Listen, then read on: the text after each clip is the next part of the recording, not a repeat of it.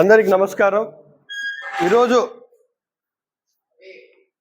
Municipal council ప్రత్యేక సమావేశం 10:30కు schedule చేశారు. ఈరోజు ఎంత విచిత్రంగా ఎంత తొందరగా అయిపోయేశారంటే చైర్పర్సన్ గారు వచ్చి కూర్చున్న లోపే ఆమోదం అని చెప్పి వెళ్ళిపోయినారు. ఇదేమన్నా కుటుంబ వ్యవహారమా? ఇదేమన్నా కుటుంబ వ్యాపారమా? ఇది మామూలు మీటింగ్ కూడా కాదు. ఇది బడ్జెట్ సమావేశం. దాదాపుగా 100 కోట్లతో కూడిన బడ్జెట్ సమావేశం. మున్సిపాలిటీకి సంబంధించి అప్పులు కానీ, ఆదాయాలు కానీ, నిల్వలు కానీ, రాబడి కానీ, ఇవన్నీ ఇలాంటి విషయాలన్నీ పొందుపరిచే బడ్జెట్. ఈ బడ్జెట్ సమావేశంలో అనేక సందేహాలు ఉంటాయి, అనేక వివరణ ఇచ్చే పరిస్థితి ఉంటుంది. కానీ ఈరోజు కేవలం ప్రీ ప్లాన్డ్గా ఒక 18 మందిని పిలిపించుకొని కోరం ఉందనే సాకుతో కోరంతో తీసుకొని సభ నిర్వహించి 2 నిమిషాల్లోనే ఆమోదం అని చెప్పి వెళ్ళిపోవడం ఇది ఎంతవరకు కరెక్ట్ అని చెప్పి ఈ సందర్భంగా నేను ప్రశ్నిస్తా ఉన్నాను.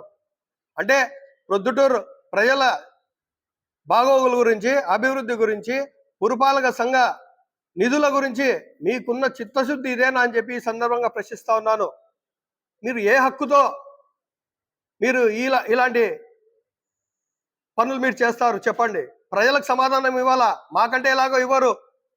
ప్రొద్దుటూరు ప్రజలకు మీరు సమాధానం ఇవ్వండి. పెట్రోల్ బంకులో అనేక సందేహాలు ఉన్నాయి, అనేక అనుమానాలు ఉన్నాయి.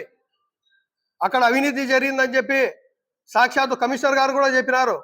1,23,00,000 అవినీతి జరిగిందని చెప్పి సాక్షాత్తు కమిషనర్ గారు చెప్పినా కూడా ఈరోజు ఇంతవరకు దాని మీద చర్యలు లేవు. దాని గురించి డిస్కస్ చేయాల్సిన అవసరం ఎంతైనా ఉంది. దాని గురించి చర్చ చేయాలా? ఇవి ఎలా జరిగింది? 2022 నుంచి ఈ రోజు వరకు వచ్చిన కమిషనర్లు దీని గురించి ఎందుకు పట్టించుకోలేదని చెప్పి అనేక ప్రశ్నలు అడగాల్సిన పరిస్థితి ఈరోజు ఉంది. కానీ ఈరోజు ఇంత హఠాహుటిన కేవలం 2 నిమిషాల్లోనే, మామూలుగా 10:30 మీటింగ్ అంటే 11:30 కూడా జరిగిన రోజులు ఉన్నాయి, 12కు జరిగిన రోజులు కూడా ఉన్నాయి. కానీ ఈరోజు ఇవన్నీ ప్రశ్నలు ఉత్పన్నమవుతాయని వీళ్ళు దీన్ని తప్పించుకోవాలనే ఉద్దేశంతో సభలు నిర్వహించకూడదు, డిస్కషన్లు జరగకూడదు, కేవలం రాజకీయ దురుద్దేశంతో ప్రొద్దుటూరు ప్రజల దృష్టిని మళ్లించడానికి, ఇక్కడ జరిగిన వాస్తవాలు ప్రజలకు తెలియజేయకుండా ఉండడానికి ఇవన్నీ చేస్తున్నారని చెప్పి మేము ఈ సందర్భంగా తెలియజేస్తా ఉన్నాము.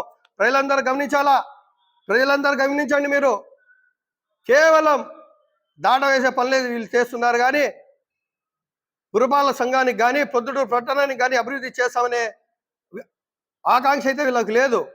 మీరు గమనించి సరైన నిర్ణయం మీరు తీసుకోవాలని చెప్పి ఈ సందర్భంగా తెలియజేస్తా ఉన్నాను.